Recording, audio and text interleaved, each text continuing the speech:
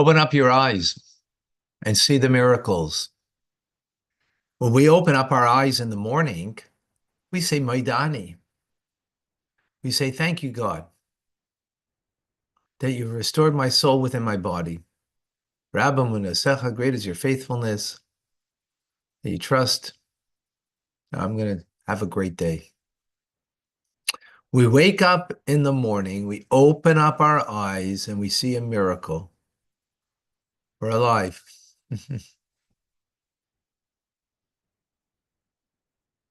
Now, you could choose otherwise, and to see, well, just another day. And on a certain level, you say, what do you mean? Yesterday, I also opened up my eyes. The day before that, I also opened up my eyes. And I had a day. Some days more, sometimes better days, lesser days, whatever the case may be. But do you want to just sign? Thank you. But I got a day. And of course, that's the way life goes, the cycle of life, day in, day out. Or you could choose to see the miracle of life. And when you wake up in the morning, oh, wow, God has given me another day. Give me another opportunity to fulfill his ultimate plan in this world of making a dwelling place for God, to bring the Geula, the redemption, Mashiach, one step closer. And I could be a partner in all of this. That's amazing. And in these days, opening up your eyes is to see the miracles that are happening in the land of Israel. Yes, Israel is going through challenging times, no question about it. And you could just see the challenge, you could just see the darkness and have to deal with, whether it's in Gaza, whether it's in Lebanon, whether it's in Syria, whether it's the West Bank, the Yehuda and Shamron, not the West Bank, it's Yehuda and Shamron, or with Iran, or whatever it might be. Or you could open up your eyes and see the miracles that are abound.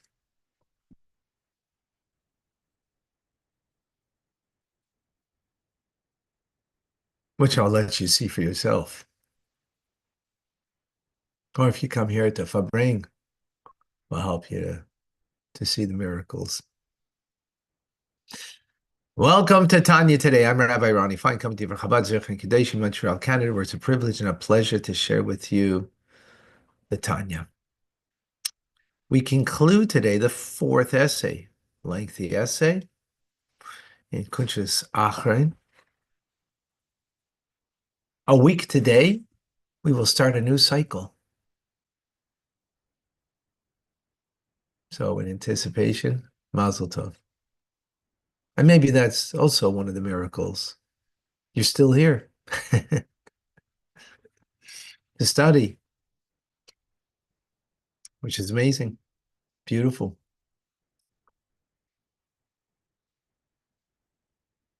So in this conclusion,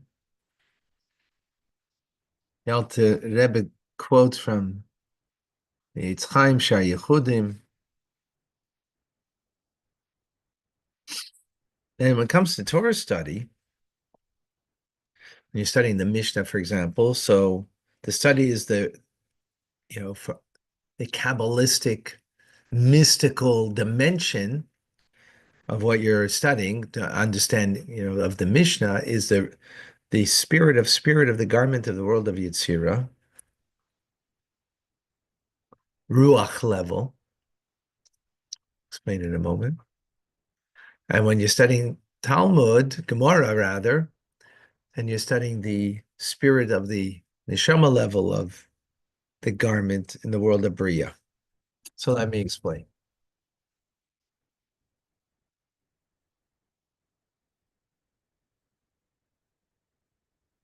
There are 5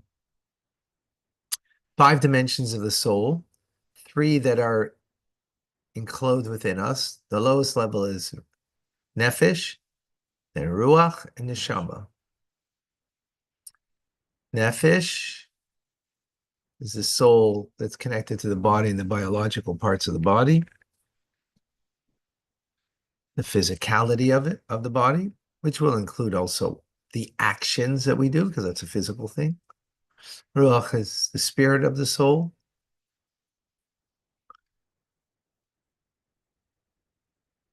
Connected to the emotions, and neshama is the intelligence. Now, what makes us uniquely human is, and makes it stands out, is our intelligence. So that's why it's in the soul. But of course, our soul is a part of God above, and therefore we understand in its root source. There's also those dimensions in the divine order of things in the worlds above, in Atzilus, Bria, and Sira, and Asiya. And when we speak about the light of God in those worlds, so there's the 3 dimensions to light: nefesh, ruach, neshama. The neshama dimension of the light above is purely connected with the divine, pure oneness. The nefesh and ruach level are not, kind of somewhat of a separation, if you will, right?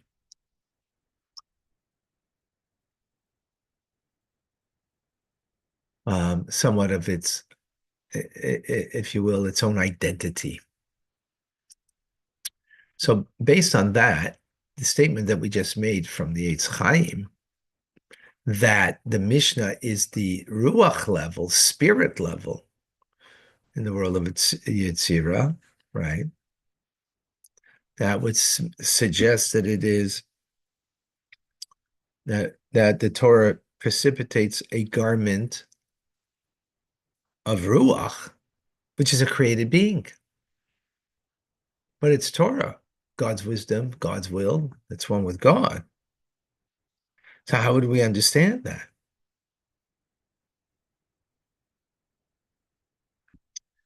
So one way to understand, says the Alter Rebbe, is that we're referring to Torah studied by man in this world. So man in this world, being that he is a soul and a body, and therefore there is a sense of separation. So that's tadi, is the garment of ruach,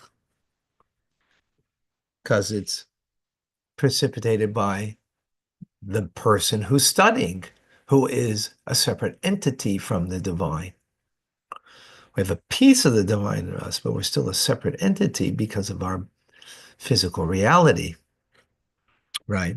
But the Torah that was given in the Talmud, the Mishnah that was given at Mount Sinai, that would be the neshama level.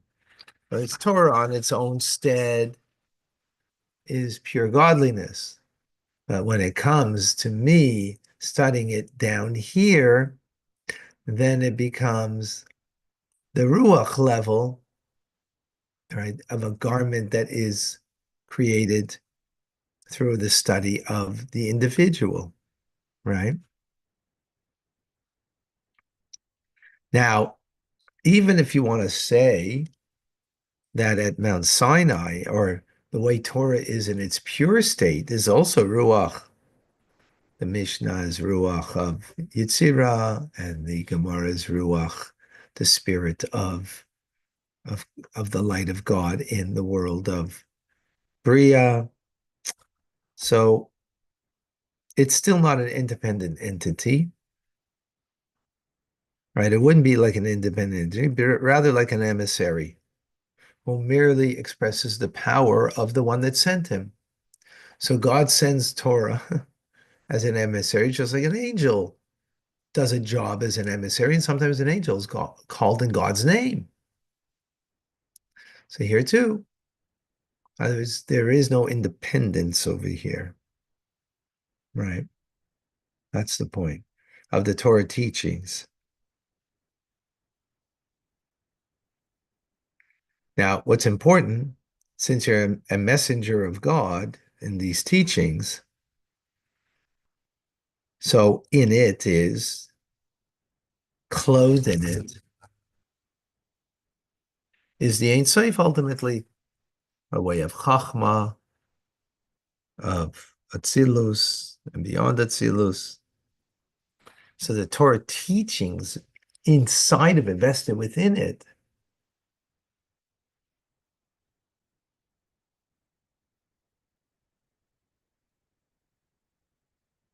right?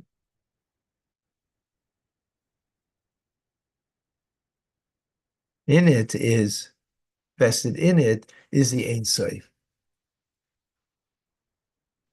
That's the key. So, which means, what does that mean? It means when we're studying like we are now, we are drawing down the infinite light of God, right? The infinite light of God that vested in it, drawing it down into this world, and that this I and the world are nullified to this divine light of God through our Torah study. But this is what our entire purpose is that we make this world nullified to the light of God. And we do that as we're doing now through Torah study, right? As the spiritual service of Reb Shimon Bar Yochai and all of the men of the Talmud, when they studied the revealed aspects of the Torah, they're calling forth the light of God to draw into this world, to purify the klipas. And that's why it would be, right, in other words, you're drawing from the essence of God. And the fact that Torah is now in the ruach level, the spirit level of the divine light, is only to magnify the idea that this Torah teachings is in klipa, and we're drawing the light of God in order to bring a purification to the klipa, to the shell that's covering over on the divine message that's there. And that is our purpose in the times of exile, right? Where the Torah teachings are dominated by the tree of life, the tree of, of good and evil. In other words, that there is a shell, a negativity that we need to bring out from that negative, from that shell that's covering over the divine message and the divine spark, divine holiness that's there. So through our Torah study, we draw that light, right, into this world that brings a refinement to this world to make us one with one, that this world one with the one above, right? In contrast to the spiritual service that angels or souls would have, which is love and fear of God, that doesn't draw godliness into this world. All that does is elevate us, our souls, to ascend beyond this world. And that's missing the whole point. That's missing the whole point. The whole point is not departing this world in a spiritual sense, or even leaving this world, so you can have a share in the world to come. But no, it's about drawing down the godliness into this world.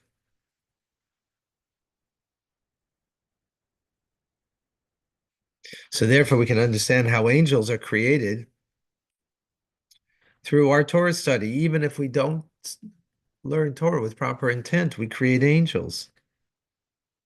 The such study is only in a state of ruach, which is not divinity, right? Yet, even if it's not divinity, that level, in our intent, that we don't have proper intent to connect to God through our Torah study, but in the study itself, the teachings itself still has the divinity in it, has the the name of God that dwells within it, that carries with it the Ein Sof, the infinite of God, right? Which you're carrying the mission then, even when you're not doing it with the right intent.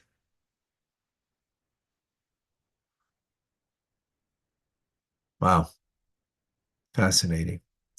But Dilamabin, this will suffice for the understanding. So we concluded fourth essay. Just to recap, the basic idea of this essay was that our feelings towards God, right? Our feelings of love, passion towards God,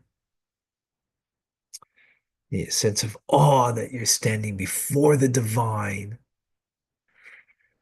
is not the ultimate purpose. Even though there's a great, when you have that awareness, that's very important, that awareness, but ultimately it needs to attach itself to something that is inherently divine, which is Torah study is. And through that, Torah study is what we specifically mentioned today. We spoke about also action-oriented mitzvahs previously, to do an act of a mitzvah, because then you're drawing down divinity into this world. So here specifically we're speaking about Torah study, that we draw down divinity into this world. And that's the ultimate purpose. Even when it's not done for the right purpose, with the right intent, your Torah study,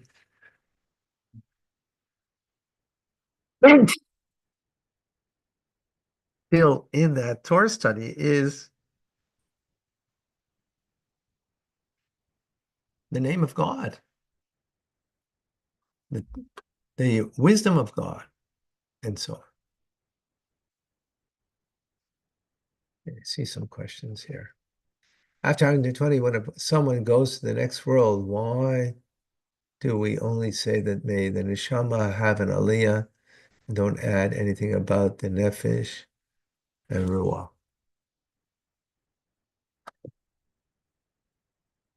Hmm.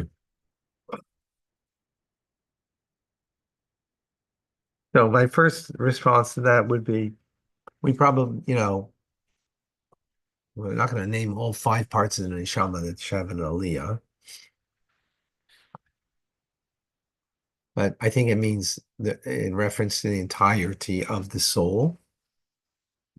But specifically, neshama is your intelligence, the intelligence of your soul. And when your neshama, after leaving this world, goes into Gan Eden, into the Garden of Eden, you will be comprehending with the intelligence of the soul, the divine. So that will be the mainstay. You're not going to be eating pizza there. So you will, appreciate the divine pizza. But you will be comprehending the divine, the divinity, and that will be with the mind. So that will be the mainstay of, right, and of your connection. Does the nefesh, ruach, and the neshama change in any way when Mashiach comes? And it'll be imbued with the yechida, with the core essence of the soul. Welcome back, Joseph.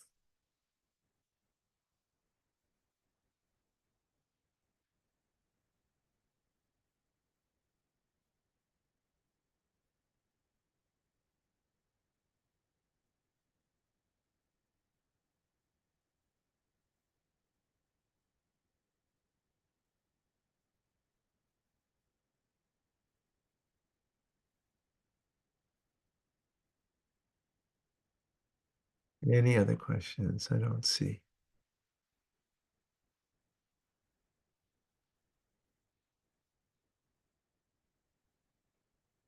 So next week, we're going to have a Fabringen to celebrate the conclusion and the starting of Tanya again. Maybe we'll do that on Thursday. I'm going to make that Fabringen, I think, only on Zoom. That way you come to celebrate and make it more personal connection rather than the way it is here, which is wonderful, but, I think that's what we're going to do. I'll keep posting. I'm Rabbi Ronnie Fine, coming to you from Chabad, Zich and Kadesh in Montreal, Canada, where it's a privilege and a pleasure to share with you